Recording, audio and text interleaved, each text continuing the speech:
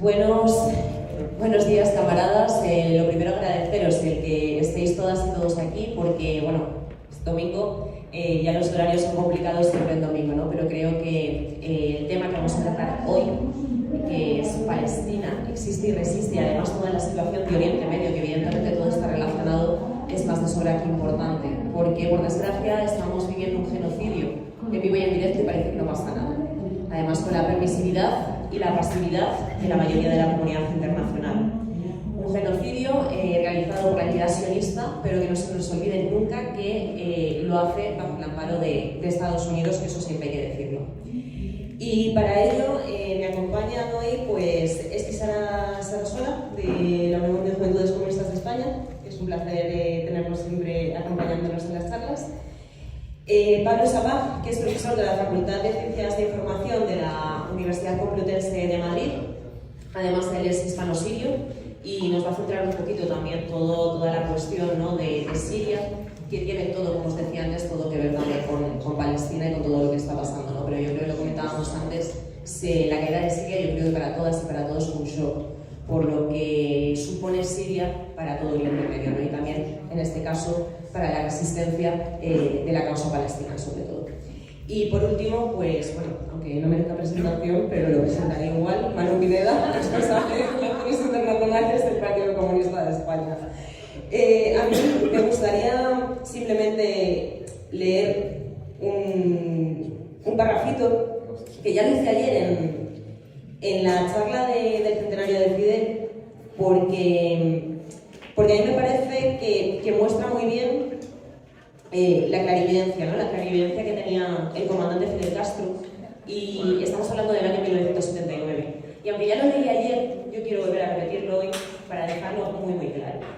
Asamblea General de la ONU en octubre de 1979. Repudiamos con todas nuestras fuerzas la despiadada persecución y el genocidio que en su tiempo desató el nazismo contra el pueblo hebreo. Pero no puedo recordar nada más parecido en nuestra historia contemporánea que el desalojo, persecución y genocidio que hoy realiza el imperialismo y el sionismo contra el pueblo palestino. Despojados de sus tierras, expulsados de su propia patria, dispersados por el mundo, perseguidos y asesinados, los heroicos palestinos constituyen un ejemplo impresionante de abnegación y patriotismo, y son el símbolo vivo del crimen más grande de nuestra época, el del comandante en 1979. Así que Fidel eterno siempre, y siempre hay que recordarlo. Y yo ya les dejo a ellos que puedan hablar mucho y más tendido de todo el tema y aclararnos muchísimas de nuestras dudas. Muchísimas gracias, camaradas.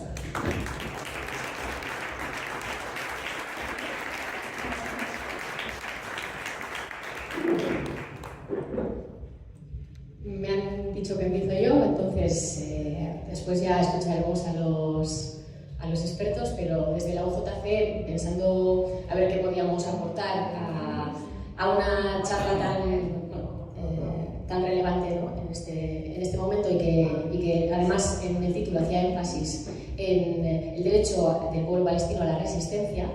Desde la UJC lo que queríamos aportar es el derecho un poco la reflexión que hacemos sobre el derecho a la resistencia armada que tiene el pueblo palestino y qué entendemos por esa resistencia armada, ¿no? Entonces, la idea en mi intervención es recorrer tres aspectos. Primero, explicar por qué la resistencia armada del pueblo palestino no es una decisión caprichosa ni es algo marginal, ¿no?, dentro de la resistencia palestina.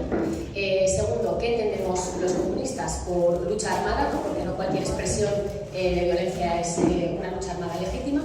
Y en tercer lugar, como comunistas también, qué significa para nosotros la solidaridad, o qué debería significar la solidaridad internacionalista, ¿no? Entonces, para empezar, el referente de nuestro partido y de nuestra juventud en Palestina, que es el Frente Popular para la Liberación de Palestina, o el FPLP, ha sido siempre claro, ¿no? Frente al sionismo y al imperialismo, la resistencia armada es el único método eficaz, porque el enemigo solo entiende ese lenguaje, el lenguaje de la violencia. Entonces, la violencia revolucionaria no es un gesto moral ni una preferencia ideológica, sino que es la consecuencia inevitable de la violencia estructural que ejerce el imperialismo. A pesar de esta claridad, sabemos que todavía encontramos activistas de izquierda, incluso personas que se autodenominan comunistas, que criminalizan la resistencia palestina. Cuando hablan de Hamas, por ejemplo, como organización terrorista, o afirman que la lucha armada lo que hace es dañar a la causa palestina, lo que hacen es generar distancia realmente con la resistencia y reproducir, aunque sea sin querer, la narrativa sionista, ¿no?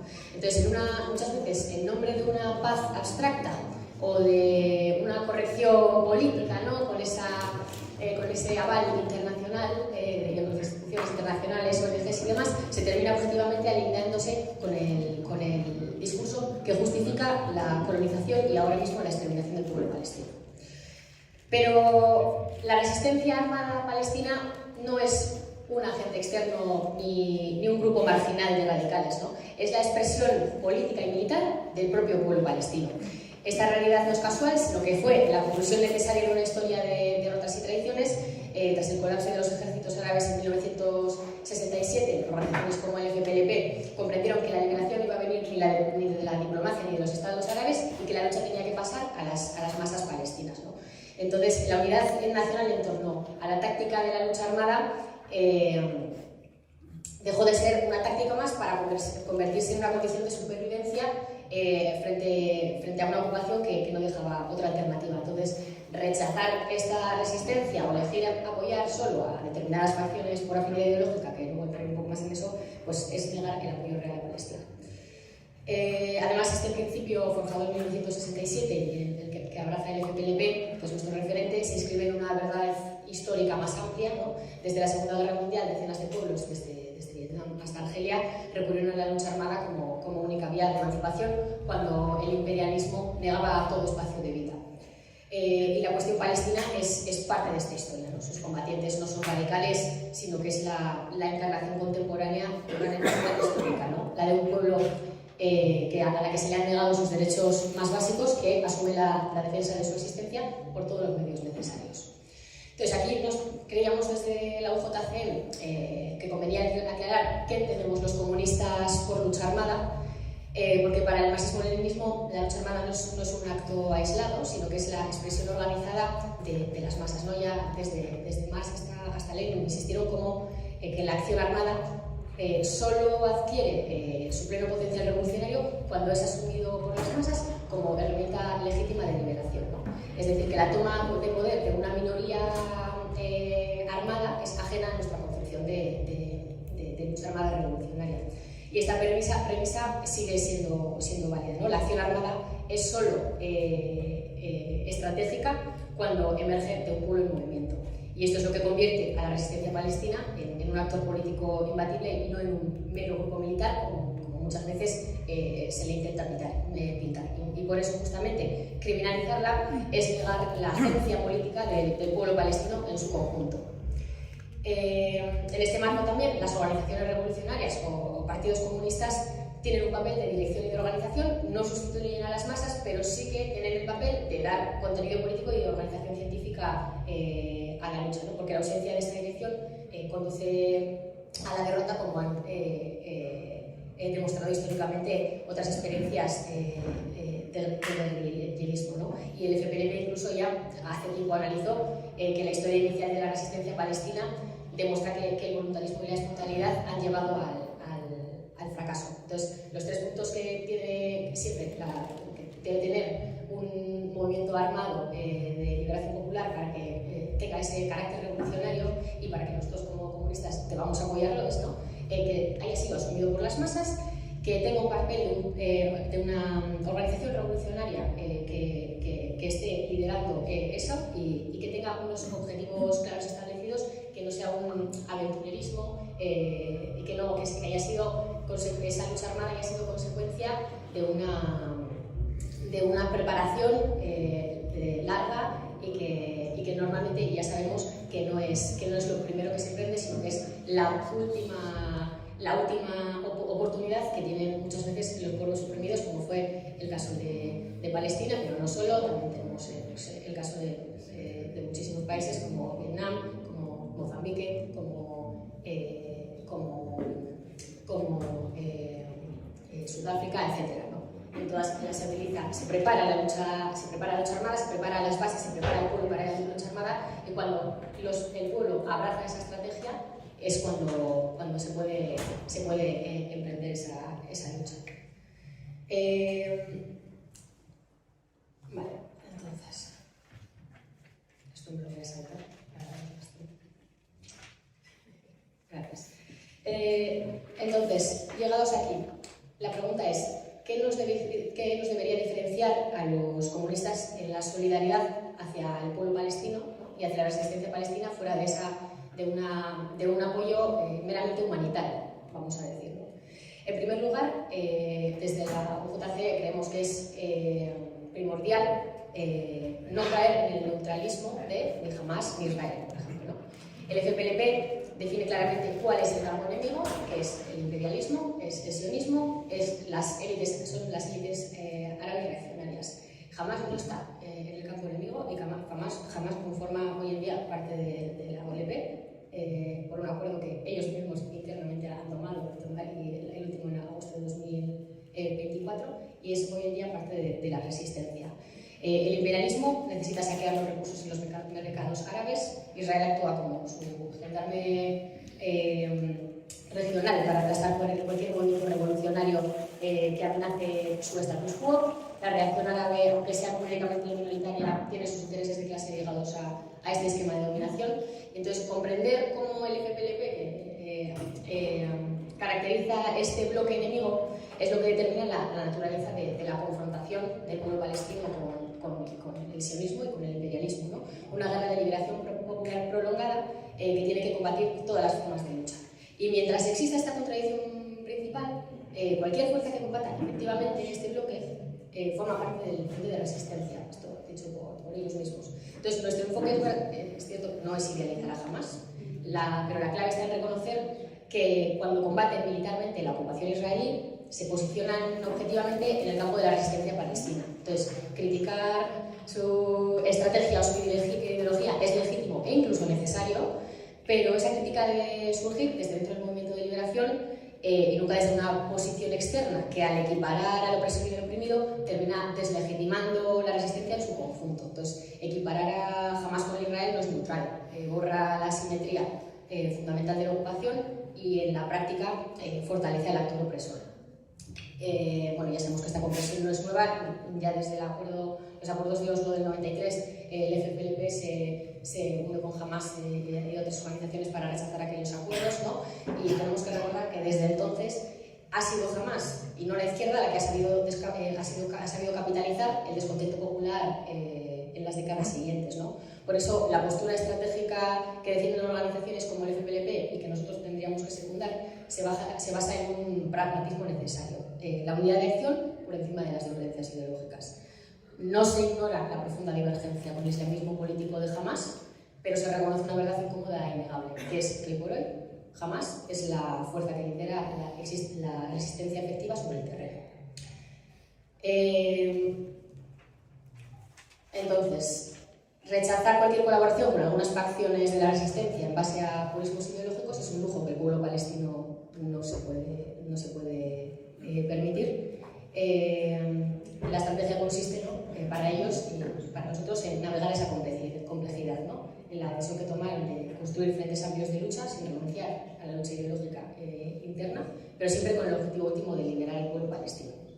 Y en segundo lugar, para cómo deberíamos entender ese internacionalismo proletario, queríamos hablar un poco de algo en lo que en la teoría queda muy claro, pero cuando lo bajamos a la aplicación práctica, pues muchas veces nos quedamos un poco en la superficie, que es no reducir la solidaridad internacional a un consumo moralista, ¿no? Ser comunista significa entender que la causa palestina no es simplemente humanitaria y que es parte de la lucha mundial contra el imperialismo, y de hecho pues ahora mismo es donde todos tenemos puestos los ojos, ¿no? Bueno, y eso nos obliga a organizarnos también aquí en nuestros países como parte de ese frente internacionalista. En este sentido, el movimiento BDS, por ejemplo, es una herramienta útil de visibilización y presión, pero nace un principio de derecho internacional, que es la obligación de los Estados a sancionar a quienes violaban convenios internacionales. Y ya sabemos que, como pues no lo estaban haciendo, tuvo que ser la sociedad civil organizada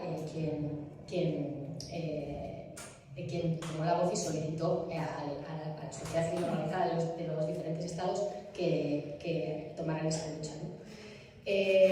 Pero muchas veces el error estratégico y a nivel ideológico de diferentes organizaciones de izquierda y que nosotros también analizamos que a veces caemos es en convertir esta táctica en el horizonte único de la solidaridad internacional. El problema central es que la propia lógica de BDS está limitada por como he dicho, por el propio derecho internacional que invoca. Israel sabemos que es culpable de anexiones, de impedir el retorno de los refugiados y hoy de perpetrar un genocidio. Todo esto son vulneraciones según el derecho internacional y esto lo puede atacar el BDS. Pero el Estado de Israel es legítimo según el derecho internacional. Entonces el BDS no puede ir contra la propia legitimidad de la existencia del Estado de Israel.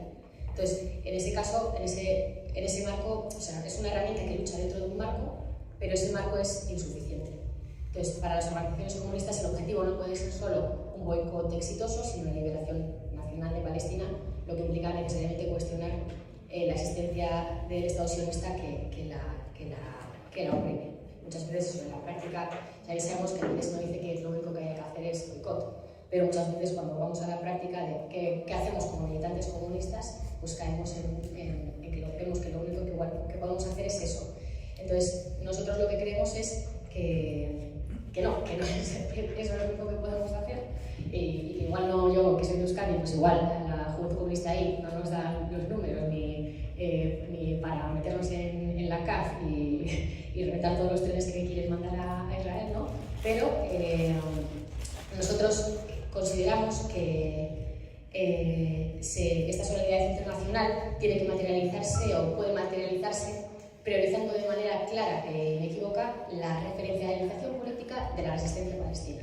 Y esto significa en la práctica reconocer que el referente legítimo del movimiento de liberación es la propia resistencia con toda su complejidad y diversidad y no las ONGs y actores internacionales que al final consiguen muchas veces diluir el carácter antiimperialista de la lucha palestina.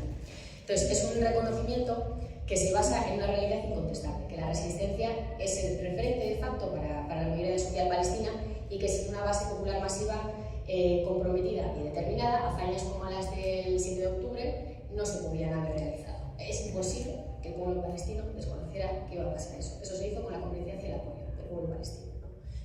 En contra de lo que se dice muchas veces, que es un acto terrorista de un grupo marginal de radicales y de los yihadistas, que pensamos que la yihad cree que jamás son los herejes.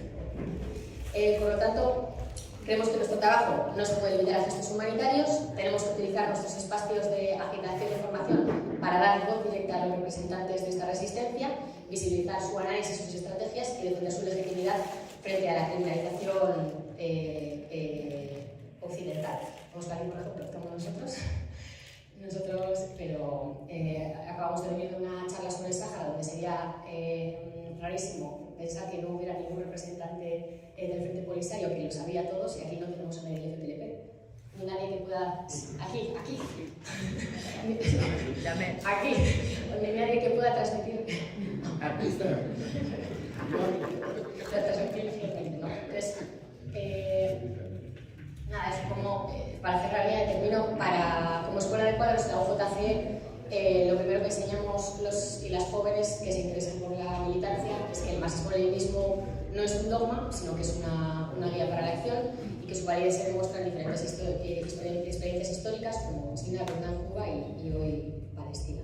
Entonces, tenemos que tener siempre en cuenta que la lucha palestina no es ajena, que es parte de la batalla común de los pueblos contra el imperialismo, y rechazar su resistencia bajo cualquier excusa es rechazar también el movimiento revolucionario internacional.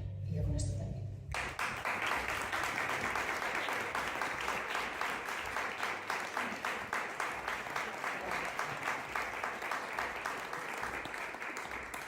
Gracias. gracias a este no solo tenemos militantes y representantes del Frente Popular para la Liberación por Palestina, como ayer Lipsi, sino que además me gustaría que saludásemos al camarada Hassan Saliba, del Partido Comunista Libanés, que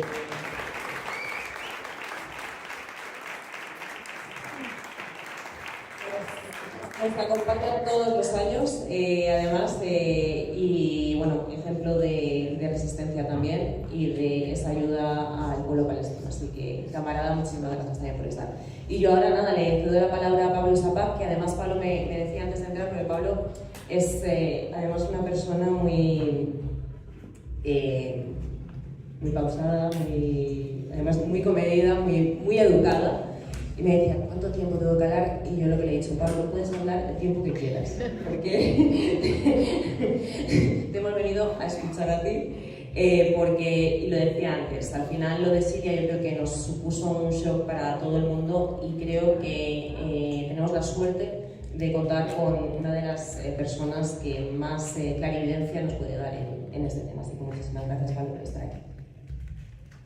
Bueno, buenas tardes a todas, a todos. Quiero empezar agradeciendo al Partido Comunista de España por invitarme, no es primera vez, es siempre un honor y un estímulo. Un estímulo porque permite compartir reflexiones como la que ha hecho y las que vamos a tener sin duda aquí.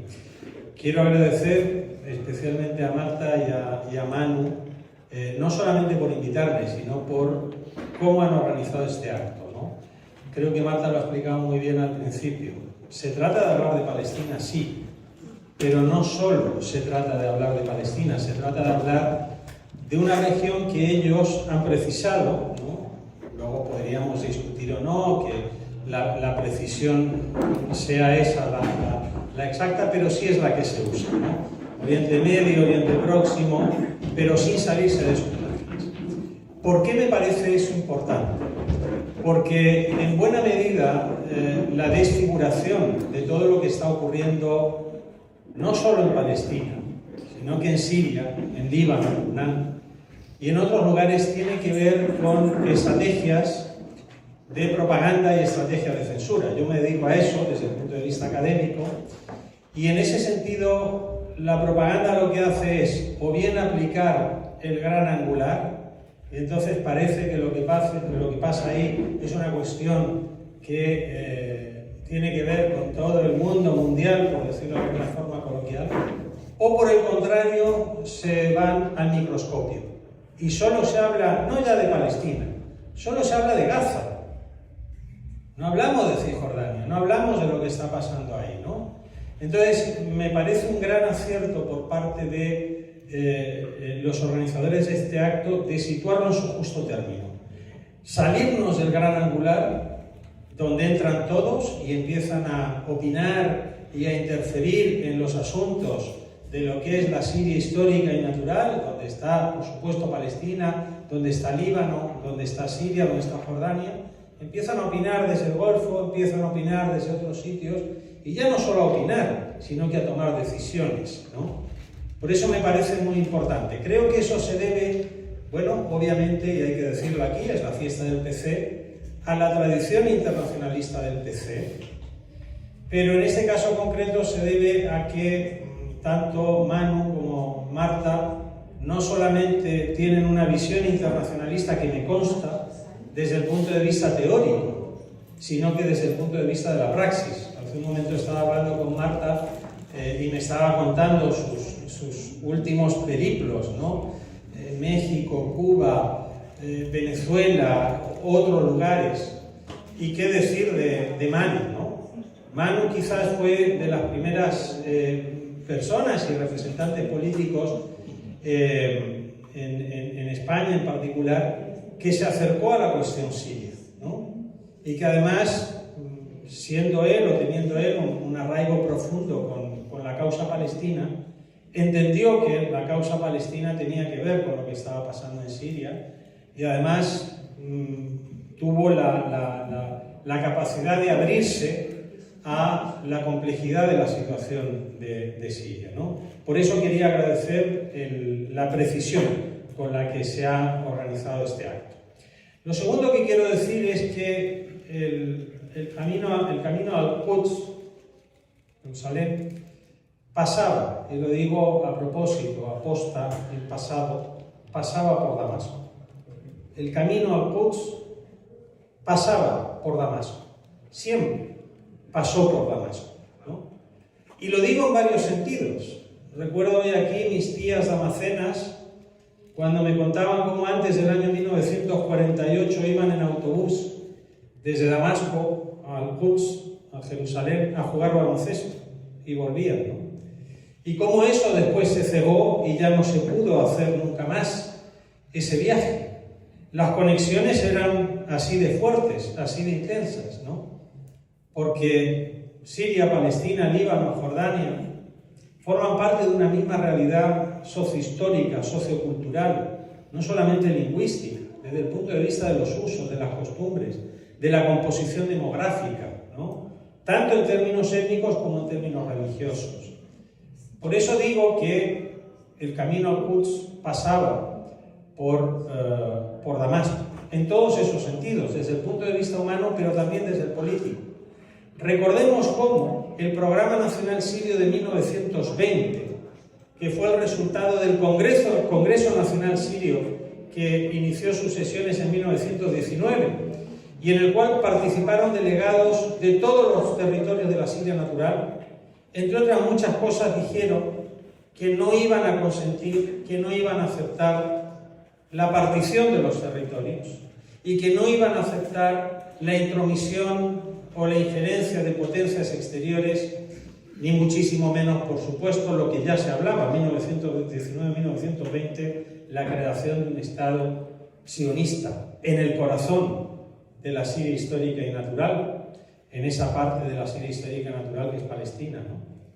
Desde entonces, 1920, todas las constituciones sirias, hasta la última, la de 2012, porque Siria hoy no tiene constitución, todas se hacían eco de los principios fundacionales que representaron el Programa Nacional Sirio. Por lo tanto, todas las constituciones de Siria mandataban al Estado de la República Árabe Siria a resistirse a la entidad sionista de Israel, primero a su creación y una vez que fue creada, a su expansión y, por supuesto, a lo que hacía con los palestinos. Por eso estoy diciendo que el camino a Quds pasaba por Damasco. Y lo he dicho en pasado porque desde el 8 de diciembre de 2024 nos enfrentamos, y es la única verdad de lo que se ha dicho desde 2011 hasta aquí, a un cambio de régimen estatal en Siria. Y la precisión es obligada, ¿no? Cambio de régimen es al Estado, no es al gobierno. El cambio de régimen es al Estado. Los Estados tienen un régimen político que viene inspirado por la ideología que tiene ese Estado, los principios que lo rigen, las estructuras, la legislación, etc. En Siria hoy estamos ante un cambio de régimen estatal, no es un mero cambio de gobierno. Los cambios de gobierno suponen cambios de personas y, en su caso, cambios de políticas de gestión, pero dentro de lo que está ocurriendo en Siria va mucho más allá de un golpe de Estado. Normalmente los golpes de Estado son para cambiar gobierno, pero para preservar la estructura del Estado. Que no se nos olvide eso. En Siria estamos ante un cambio de régimen estatal. Y los cambios de regímenes estatales son profundos, llevan años. Los cambios de gobierno se operan en el momento. Por lo tanto, si estamos ante un cambio de régimen estatal, estamos ante la puesta en cuestión de los principios que han regido al Estado sirio desde su creación primera en 1920 a su independencia después en 1946 y hasta el 8 de diciembre de 2024, en el cual la cuestión de Palestina era un elemento central. El Estado en Siria, entendido desde esos fundamentos, desde esos principios, hay que tenerlo en cuenta, ha desaparecido. Y por tanto, ha desaparecido la centralidad de la causa palestina para el Estado sirio. Y eso tiene una serie de consecuencias que ya son visibles. El mismo 8 de diciembre de 2024, mientras se bombardeaban por parte de Israel todas y cada una de las instalaciones e infraestructuras del extinto ejército árabe sirio, Israel volvió a ocupar por primera vez desde 1967 territorio de la República Árabe Siria. Son casi 1000 kilómetros cuadrados que Israel ha ocupado desde el 8 de diciembre de 2024 hasta ahora. Las fuerzas israelíes están acantonadas a 20 kilómetros de la autopista que comunica Damasco con Beirut. 20 kilómetros. Las fuerzas sionistas están en Jabal Sheikh, Monte Hermón, y no se van a ir de ahí. Y no se van a ir con el consentimiento del nuevo régimen sirio en gestación, en construcción, que está ya negociando un acuerdo. El mismo 8 de diciembre, el primer ministro Benjamín Milikowski, y digo su nombre verdadero para que entendamos de dónde viene todo esto. Israel no se crea por generación espontánea, es una creación europea, es lo más europeo, es lo más occidental que hay. Benjamín Milikowski, Netanyahu, desde los altos del Golán sirio ocupados desde 1967, dijo el 8 de diciembre: es el día más feliz, es el día más alegre, es un día histórico para el Estado de Israel, porque Siria, la República Árabe Siria, ya no será jamás un problema para el Estado de Israel, Medinat Israel, como decía en hebreo, ¿no? Y así es, así es.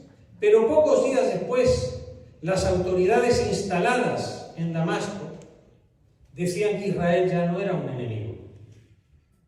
Y pocos días después, este nuevo Estado en construcción, repito, es un cambio de régimen estatal, no es un cambio de gobierno,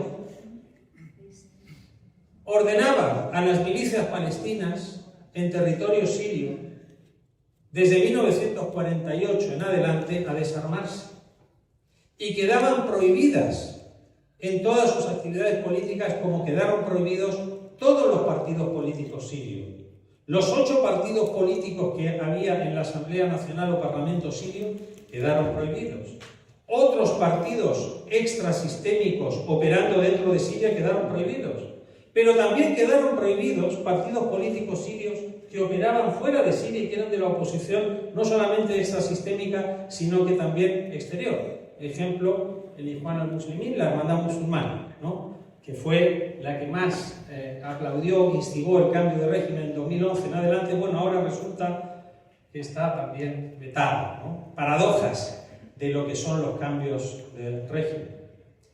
Hay que recordar aquí que no solamente se han desarmado las milicias palestinas, no solamente se les ha prohibido operar a los partidos políticos, por ejemplo al Frente Popular para la Liberación de Palestina, con una presencia muy arraigada en Siria, no solamente en Damasco, en muchas ciudades de Siria, sino que en este proceso de cambio de régimen estatal, en el cual han desaparecido las instituciones, ha desaparecido el ejército, ha desaparecido la Policía Nacional, han desaparecido los medios de comunicación públicos que tenía la República Árabe Siria, han desaparecido direcciones completas de ministerios, incluso han desaparecido ministerios.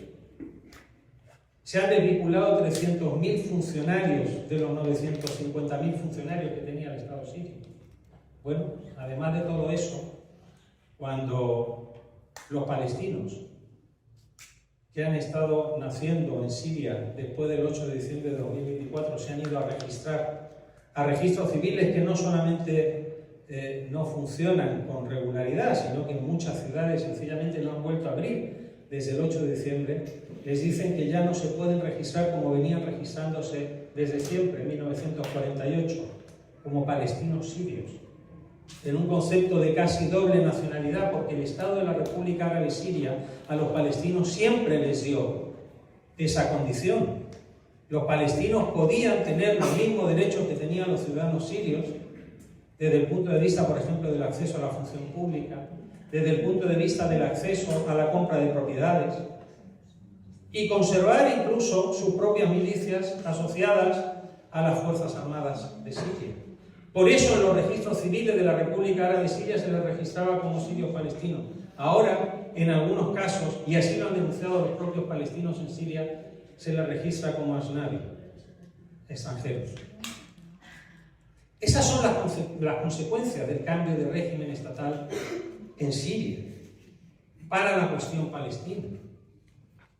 Estamos viendo cómo ya se está negociando un acuerdo, ¿no?, entre el Estado de Israel. Este explicó muy bien, es un Estado desde el punto de vista del derecho internacional, ¿no?, guste o no guste, y las autoridades instaladas en Damasco el 8 de diciembre de 2024. Y digo instaladas porque lo que ocurrió en Siria tiene que ver sobre todo con la geopolítica.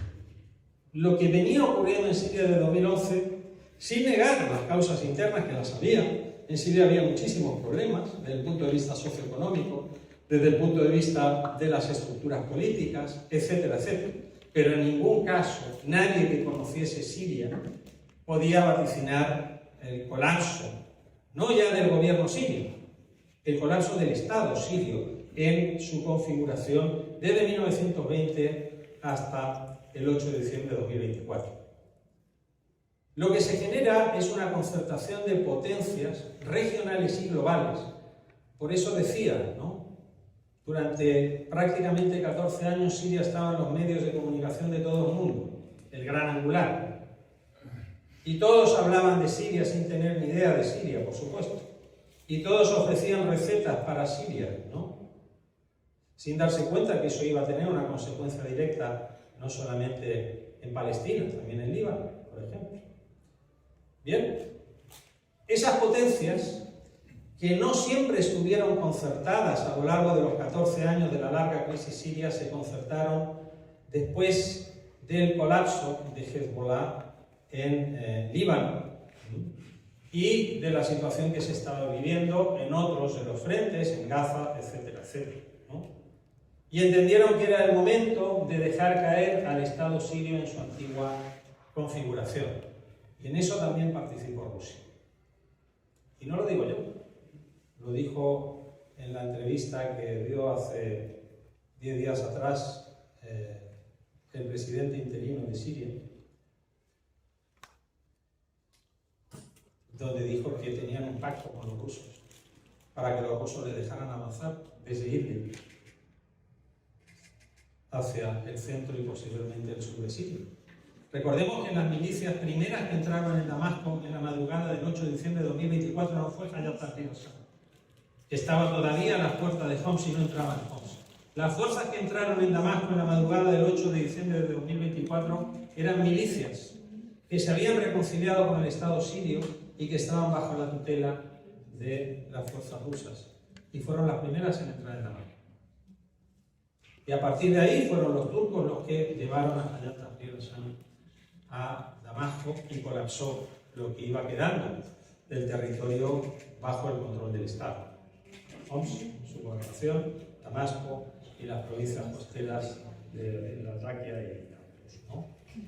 Hubo una concertación entonces de potencias regionales y globales que entendieron que lo que venía ocurriendo en Palestina desde el 7 de octubre, más lo que había sucedido con Líbano, esa larga campaña, ¿no?, de bombardeos incesantes que se intensificó desde septiembre en adelante, con la muerte de miles de civiles libaneses, pero también los daños sufridos por las milicias de la resistencia, entendieron que la ocasión era propicia para generar ese cambio de régimen que venían buscando incluso de antes de 2011, ¿no? Obviamente, las instituciones del Estado sirio estaban muy castigadas porque en Siria las sanciones económicas venían impuestas, incluso algunas desde antes de 2011, y por tanto el germen de la corrupción, el germen de la desafección, pues estaba ahí, y por supuesto eso contribuyó también a ese, digamos, inaudito de alguna manera colapso de un Estado que era un Estado con carencias sin duda, pero que era un Estado que había actuado desde su independencia en 1946 hasta ahora con solvencia, ¿no? Era el Estado, desde el punto de vista del Estado, clave en la región, ¿no? Y Siria siempre se mantuvo en esa posición de principios, No se va a reconocer jamás a la entidad sionista mientras no se devuelvan todos los territorios ocupados. No solamente son los territorios ocupados en la Palestina histórica, también son los altos del Golán sirios, también son las granjas de Sheba en Palestina, ¿no? Nadie habla de ello, porque cuando interesa se van al microscopio y si no se van al gran angular para que intervengan determinadas potencias del Golfo o de más allá a establecer recetas, ¿no? Eso es lo que se ha perdido, ni más ni menos. Lo hemos visto esta semana en Naciones Unidas, ¿no? ¿Cuáles eran las posiciones que tenía Naciones Unidas históricamente en Siria? La posición era que cuando se tenían que tratar temas de Siria, es decir, de la Siria natural, se trataban en Damasco, no se trataban en Nueva York y no se trataban al dictado. Hay que recordar aquí a personajes de la historia de Siria como Fares el-Huri, ¿no? Que firmó la Carta Fundacional de Naciones Unidas en San Francisco. Y ante su discurso, uno de los representantes diplomáticos estadounidenses dijo en voz alta: con personas como como Fares al-Huri, es imposible que un pueblo pueda ser ocupado.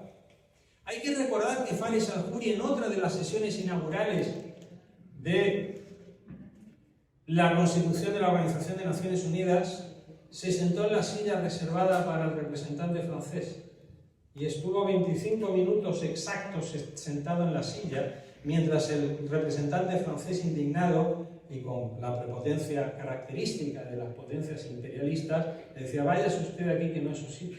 Cuando se cumplieron 25 minutos le dijo Fares el-Huri: oiga, ustedes llevan ocupando mi país 25 años. ¿Tanto le cuesta esperar 25 minutos? ¿Cuándo van a retirar sus fuerzas de Siria? Al año siguiente, en 1946, se retiraron. 17 de abril, día de la evacuación, que es el día de la independencia de Siria. No sabemos si se va a volver a celebrar, porque el nuevo Estado, el nuevo régimen estatal en construcción en Siria está cambiando. No solamente la simbología, la bandera, por ejemplo. Hay que conocer de dónde viene esa bandera. ¿Quién diseñó los colores de la actual bandera en Siria? ¿Y qué representaban las 3 estrellas de la actual bandera de Siria? Los colores los diseñó Mark Sykes. ¿Les suena? Sykes-Picot. Mark Sykes diseñó los colores, dándole un tono sectario. Porque representan 3 dinastías del Islam. Sociodemográficamente, socioculturalmente, la Siria natural es todavía, y no sabemos si podrá permanecer así, un espacio multiconfesional. Cristianos y musulmanes de distintas denominaciones que han desarrollado formas de comportamiento social multi e interconfesional. Pues Sykes-Picot diseñó una bandera con colores de una parte. Pero luego vinieron los franceses y le pusieron las estrellas. Las estrellas representan los cantones en los que Francia había dividido a Siria después de desgajar al Líbano de Siria en 1920. El estado de Damasco, el estado de Alepo, el estado de Alawita, el cantón de Alexandreta, el druso, del cual se está hablando ahora, otra vez. Entonces los símbolos no son inocuos. Hay un cambio de régimen estatal, el Estado cambia sus símbolos, ha cambiado su escudo. Con todo lo que representaban bandera y el escudo, el carácter panarabista, el escudo. Se ha prohibido en Siria utilizar el nombre de Tishreen, octubre. Lo que los occidentales llaman la guerra del Yom Kippur, la cuarta guerra árabe-israelí, nosotros le llamamos Tishreen, octubre, 6 de octubre, Sita Tishreen. Está prohibido. Ya no se puede utilizar.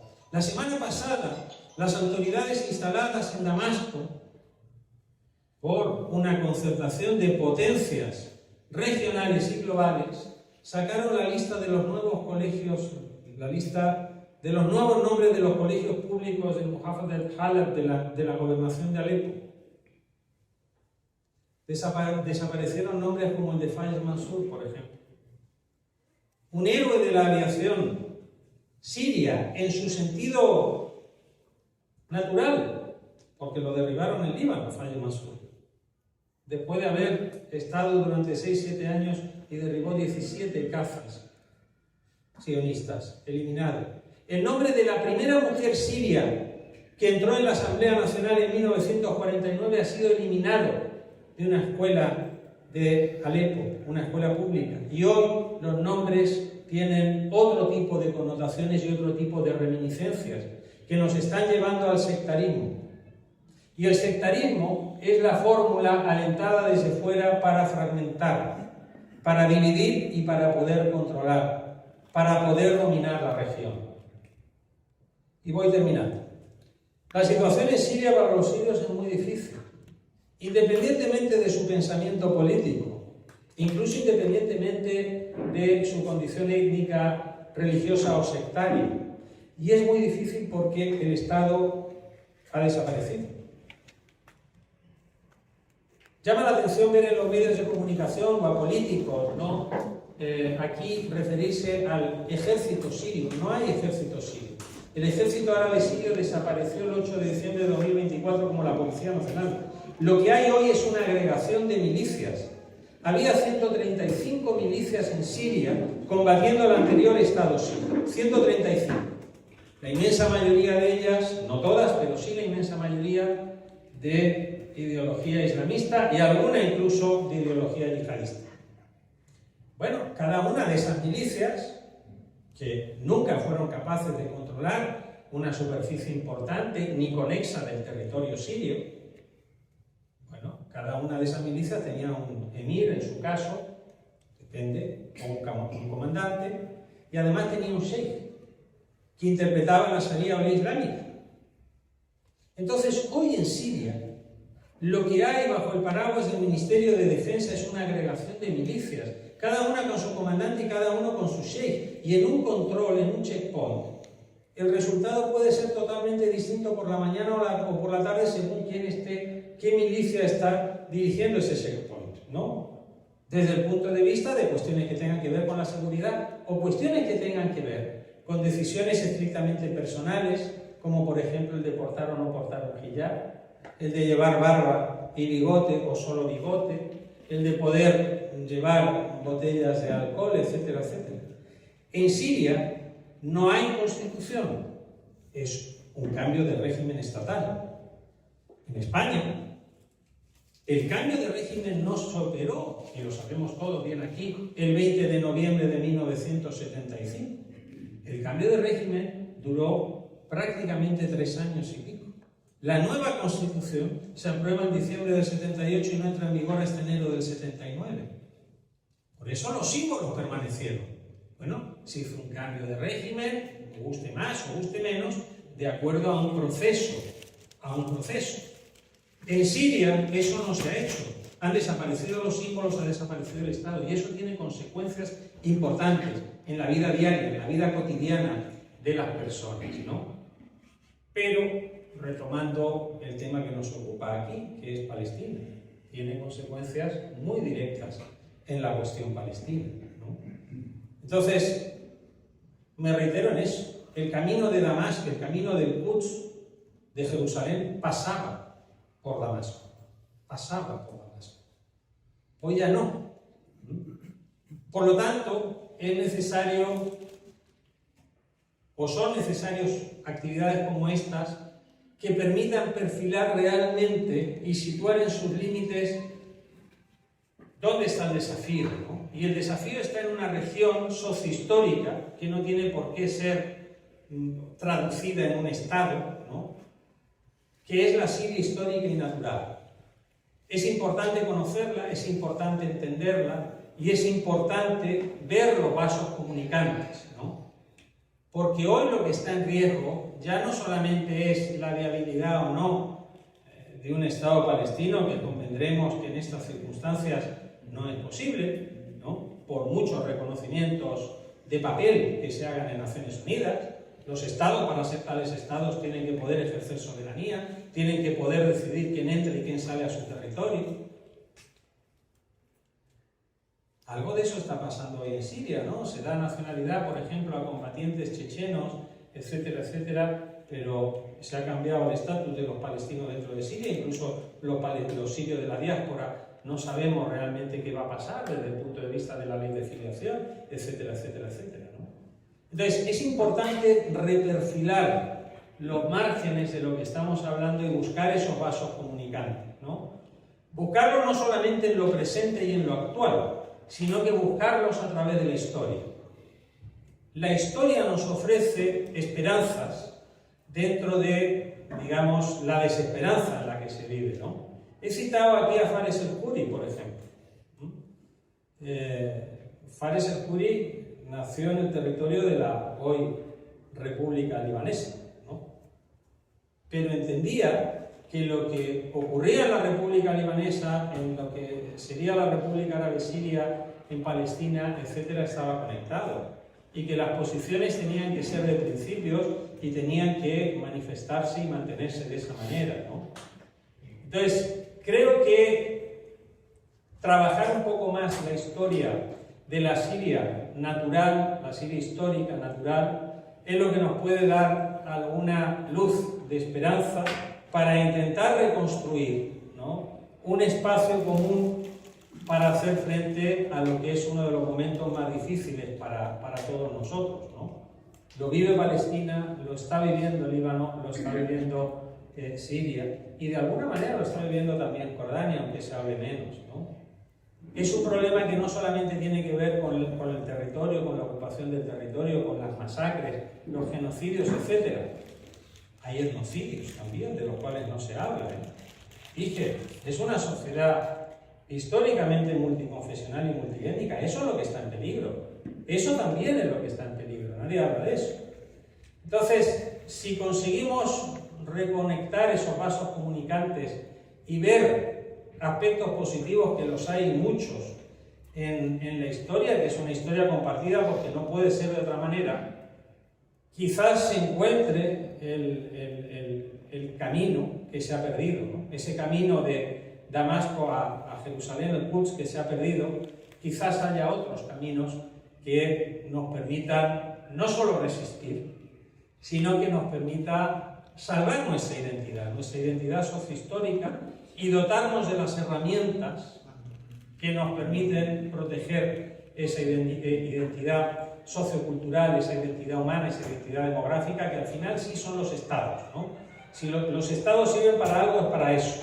Por eso el drama de Siria hoy, el derrumbe de su anterior estado con sus principios anclados en la Siria histórica y natural, bueno, es lo que estamos viendo, ¿no? Creo entonces que, si bien los caminos hoy parecen cegados, muchos de ellos creo que la historia nos ofrece alternativas, ¿no? La Siria histórica y natural es una región que tiene 10.000 años de proyección cultural.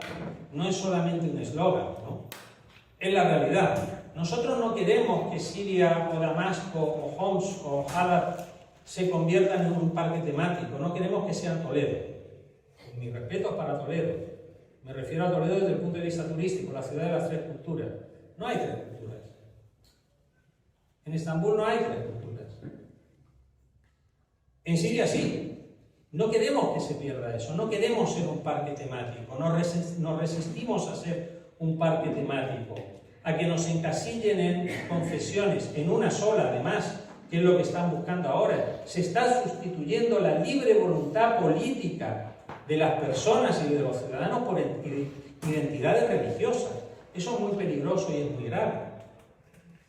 Quizás, aunque no lo parezca, son los propios suníes los más afectados por esto, porque se están haciendo muchas cosas en su nombre, aunque en realidad no es su nombre, ¿no?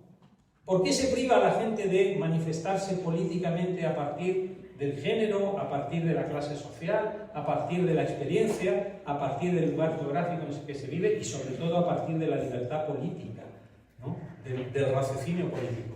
Creo que todo eso está en juego, y creo entonces que, si bien ese camino hoy de Damasco a Jerusalén está cegado, creo que la historia de la Siria histórica y natural, de la cual forma parte Palestina, Líbano, Siria, Jordania y algo más, nos pueden ofrecer, digamos, una guía para encontrar otros caminos que nos permitan superar lo que ciertamente es un momento trágico y un momento muy duro para todos nosotros. Muchas gracias.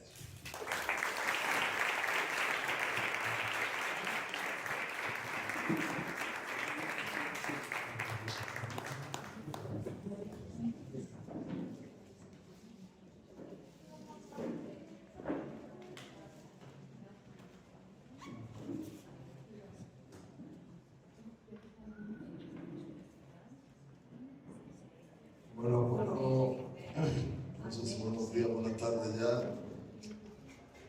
Compañeros, compañeras, camaradas. Quiero comenzar saludando, ya lo ha hecho Marta, saludando la presencia del camarada Mayer del Frente Popular para la Liberación de Palestina, la presencia del camarada Ghassan del Partido Comunista Libanés y la presencia de nuestro presidente, el presidente del Partido Comunista de España, José Luis Centella, que quiero recordar aquí que era el secretario general del Partido Comunista de España cuando montamos el MAS, el movimiento de apoyo a Siria. Quiero agradecer tremendamente la conferencia magistral que nos ha dado nuestro amigo Pablo Sapar, de quien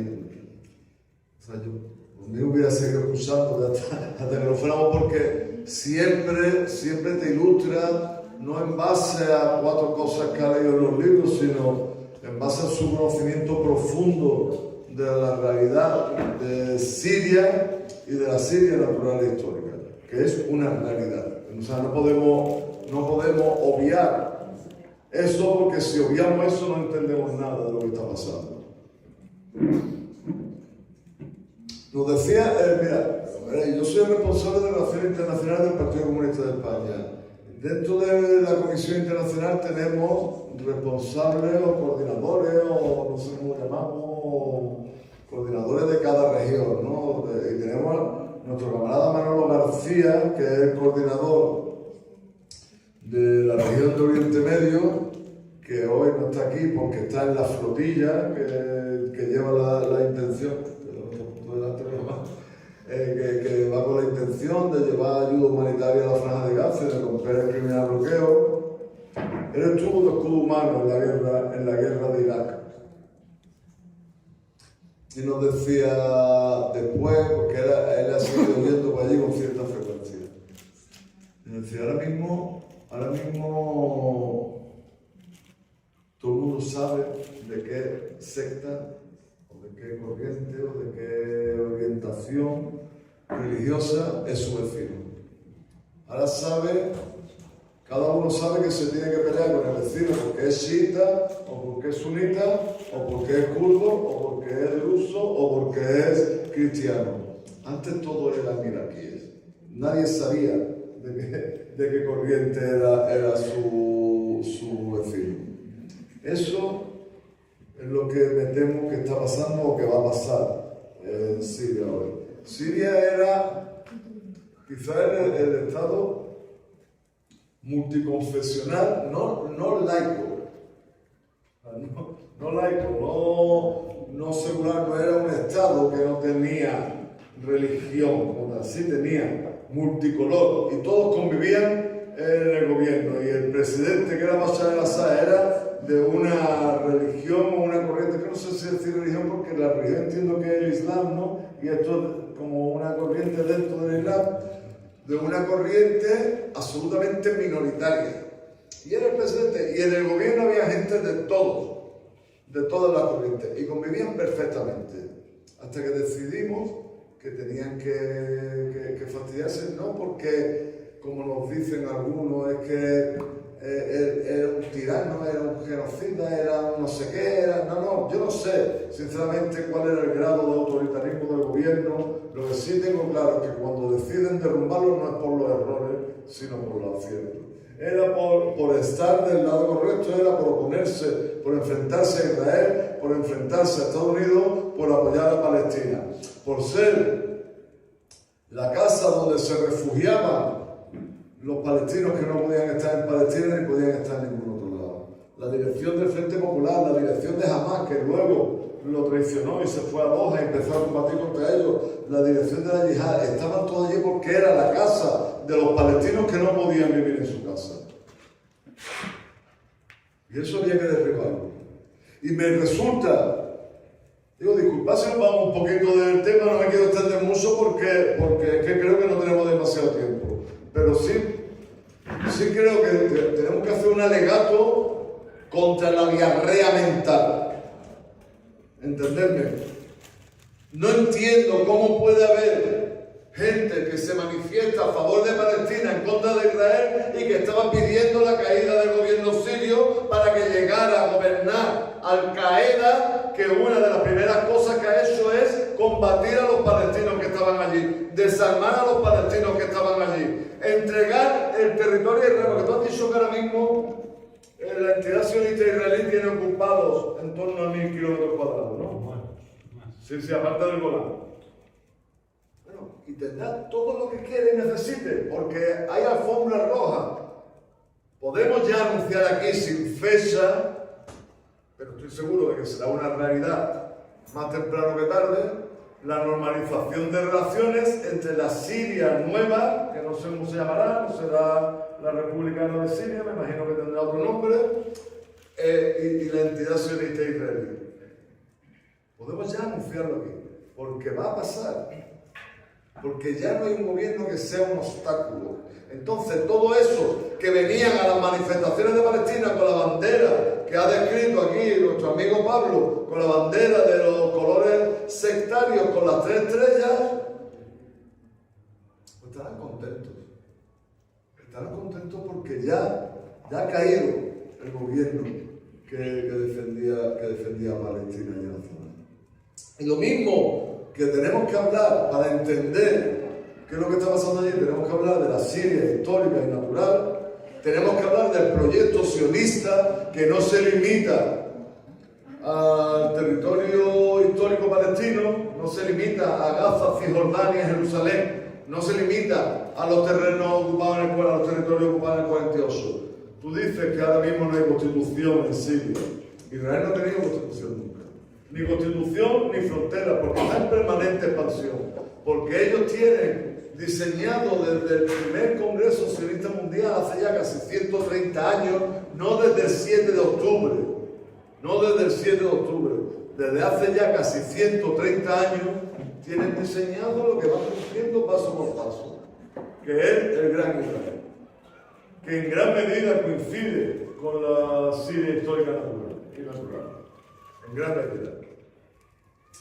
Y va desde, o sea, todo el mundo sabe cómo es la bandera de Israel, ¿no? La bandera de Israel, si le preguntamos a cualquiera, pues nos dice si tiene la estrella de David. Bueno, pues tiene 2 rayitas, una arriba y otra abajo, que representan al río Nilo y al río Éufrates. O sea, ellos aspiran a llegar desde Irak hasta una parte de Egipto. O sea, el Nilo, ellos pretenden quedarse con todo el Sinaí, ¿vale? Y van implementando paso por paso. Ahora mismo ya, digamos que tienen la parte de Siria que quieran, pero es que tienen en el sur del Líbano, tienen aparte de las granjas, tienen ya 5 colinas ocupadas desde las que controlan todo el sur del Líbano. Y se pasean los aviones por el sur del Líbano como quieren. O sea, por el sur del Líbano no, por todo el Líbano. O sea, yo me acuerdo cuando tuve tengo que decirlo, habrá quien le moleste, para todo hay ya pastillitas. Habrá quien le moleste. Pero cuando estuve en el funeral de Nasrallah, pasaron los aviones de Israel por encima nuestra, 2 veces. F-35 israelí pasaron 2 veces por encima nuestra. A decir, ahí lo hemos matado nosotros, bien matado y os bombardeamos cuando queráis. Porque consideran ya que el Líbano es suyo. Y hay un gobierno en el Líbano que tiene como objetivo, el gobierno libanés, que es un gobierno, me imagino, o sea, digo, no puedo entrar ahora en profundidad todo, pero el sistema electoral, por decirlo de algún modo, que dejaron los franceses en el Líbano, es un sistema por sectas en las que el presidente tiene que ser sunita, o el presidente del gobierno tiene que ser sunita, el presidente de la asamblea tiene que ser cristiano maronita, en fin, no sé, da igual. Si hay mayoría o minoría de uno o de otro, da igual si uno de izquierda o de derecha, porque está ya asignado eso, ¿no? Bueno, pues el gobierno del Líbano tiene como objetivo de desarmar al eje de resistencia, desarmar a Hezbollah y desarmar a las milicias palestinas que están en los campamentos. O sea, están implementando el proceso de Gran Israel. Y tenemos que entender eso. Para aquellos que por la diarrea mental apoyan a Palestina, en un lado sufren mucho porque los israelíes están matando a los palestinos en la franja de Gaza, pero les parece muy bien que los mismos que están matando a los palestinos en la franja de Gaza hayan tomado Siria. Vamos a llamar a las cosas por su nombre, porque si no, insisto, no entendemos nada. Nosotros, digo, en base a la intervención de la compañera de la Juventud, nosotros, nuestro partido, desde el año 2013, en la conferencia política, aprobamos una resolución en la que reconocemos la solución de un Estado para Palestina, un Estado laico y democrático, y nosotros nunca se ha cuestionado para nosotros, creo que es algo que no entraría en la cabeza de nadie de nosotros, el derecho a la resistencia por todas las vías del pueblo palestino frente al ocupante. Por todas las vías, incluida la vía armada. Lo mismo que reconocemos ese mismo derecho al pueblo saharaui que es ocupado por Marruecos. Porque es que, pero además es que da igual si lo reconocemos nosotros o no. Es que lo reconoce el derecho internacional. Es que lo reconoce la resolución 3070/73 de la ONU. Es que esos son... Es derecho internacional. El tema es que el derecho internacional es válido para unos conflictos y no es válido para otros. Para otros. O sea, si aquí sale cualquiera cuestionando el derecho de los ucranianos a resistir frente a la ocupación de Rusia, pues te dicen que eres, bueno, prácticamente eres un agente de Putin, eres no sé cuánto, ¿no? No solamente reconocemos el derecho, digo, en la Unión Europea, no hablo en primera persona singular, sino en la Unión Europea, el derecho a resistir, sino que le estamos entregando armas, estamos pagando nosotros con nuestro dinero armamento para ese gobierno nazi-sionista también, que también apoya a Israel, ucraniano, va a resistir contra... O sea, eso es incuestionable. Plantea en algún lado que le enviemos armas a Palestina para resistir contra Israel. Veréis lo que tardan en acusarnos de ser prácticamente agentes de Hamas o de casi el Daesh. Que por cierto, el Daesh y Al-Qaeda nunca han atentado contra intereses israelíes. Digo, ahí lo dejo porque es que hay quien piensa que, bueno, pues esos nunca han atentado contra intereses israelíes. No, creo que no me queda mucho tiempo, pero de todos modos, pues, cuatro matices sobre el tema de Palestina y sobre nuestro papel ahí, ¿no? Nosotros apoyamos todos los mecanismos de solidaridad con Palestina. Creemos que es necesaria la unidad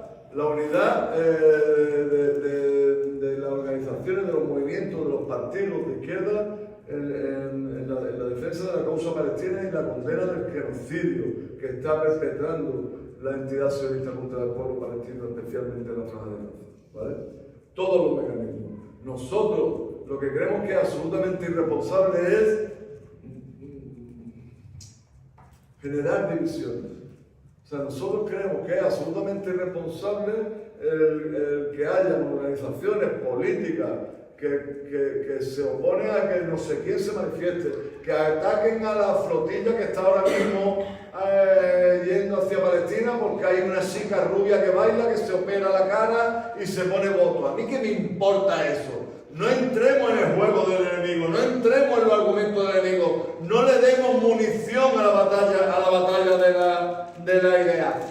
Que baile lo que le dé la gana. Nosotros estamos hablando de conceptos y los que están yendo a Palestina en 50 barcos, más de 500 activistas, lo que están es haciendo lo que tenían que estar haciendo nuestro gobierno, que es dejarse de tanta palabrería barata y mandar ayuda humanitaria a romper el bloqueo escoltado por buques militares nuestros.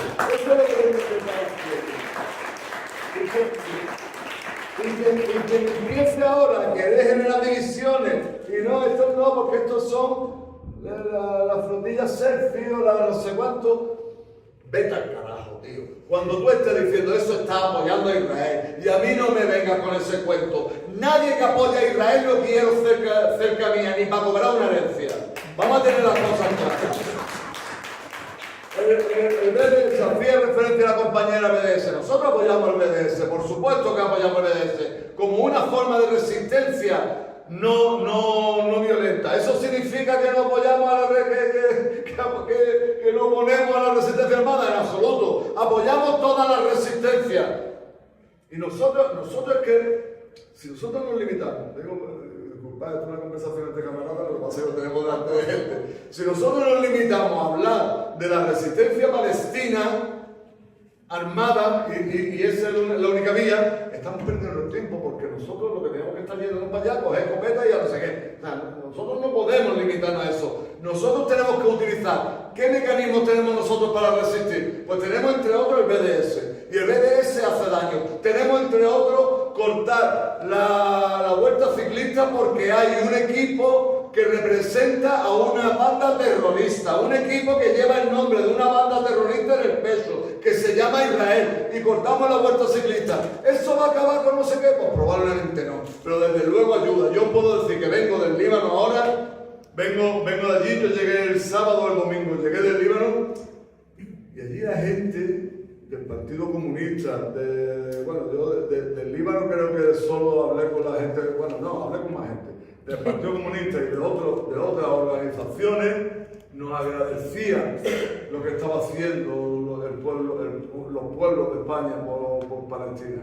Pero aparte de decírmelo, los camaradas, los compañeros, los amigos libaneses, me lo decían las organizaciones palestinas. Yo estaba en los campos de refugiados palestinos. Ponte a decirle a la gente, no, nosotros estamos en contra, pues porque en el decreto hay una coma mal puesta que dice no sé qué. Es un debate interno y nosotros vamos a seguir batallando porque esa coma desaparezca. Nosotros vamos a seguir batallando sin cansancio porque el embargo en la compra y venta de armas sea absoluto, sin ninguna coma que permita un resquicio para no sé cuánto. Nosotros vamos a decir que no es completo el Real Decreto mientras no se rompan relaciones diplomáticas, comerciales, financieras, académicas, y sobre todo de colaboración militar con Israel. Nosotros vamos a seguir. Una cosa que estamos pidiendo, y lo estamos pidiendo solo nosotros, y la gente no nos escucha porque parece que, porque hay quien dice que nosotros que tenemos las manos manchadas de sangre porque estamos en el gobierno. Bueno, pues mira, yo he tenido las manos manchadas de sangre, literalmente. Yo he tenido las manos manchadas de sangre de niños palestinos, literalmente. No metafóricamente, ¿vale? Entonces, nosotros estamos pidiendo que el gobierno español exija una asamblea urgente de Naciones Unidas que apruebe el envío de una fuerza de intervención militar bajo bandera de la ONU para evitar que esa entidad terrorista a la que llaman Israel siga asesinando al pueblo palestino. Esas son las cosas que vamos a seguir haciendo. Y os tengo que decir que no seamos tan de izquierdas. Digo, ahora mismo, irónicamente, ¿no? Es que para mí la izquierda se define principalmente por dos cosas, ¿no? Por la capacidad de dividirnos hasta llegar al átomo, encontramos dos organizaciones de izquierda, dos personas de izquierda, montamos tres partidos distintos, ¿no?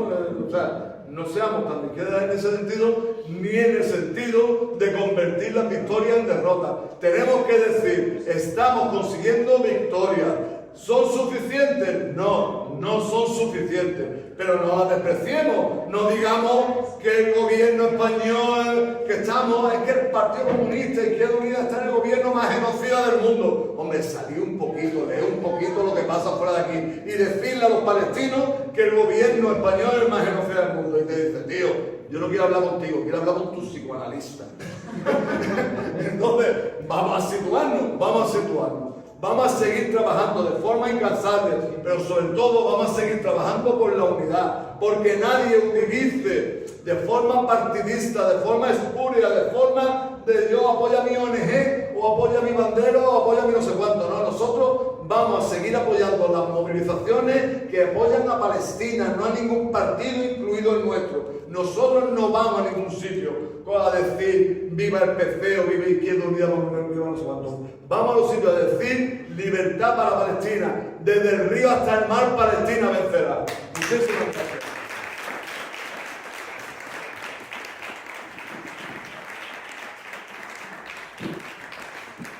Bueno, pues poco más hay que decir porque además nos hemos quedado sin tiempo y no tenemos posible. Es que tenemos una pregunta directa, rápida, pero si es una reflexión antes que no tenemos tiempo. Vale. No, simplemente quería trasladaros una campaña que estamos moviendo en el sentido de lo que tú estabas diciendo, pidiendo que se ponga en marcha la misión internacional de protección, bien sea que marque la ONU, pero si no, a través de una alianza de países comprometidos con los derechos humanos que desplieguen esa misión por sus propios medios. Entonces, quería también entregaros la carta que hemos presentado al Parlamento, hemos dirigido a la presidencia del Gobierno y queremos dejar vuestro apoyo, así que hablaré con vosotros si queréis ver la campaña. Tranquilamente, y gracias.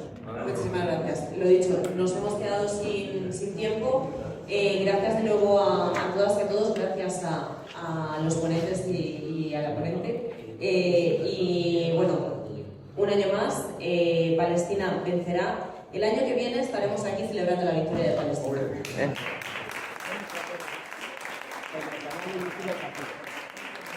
Y los audios seguramente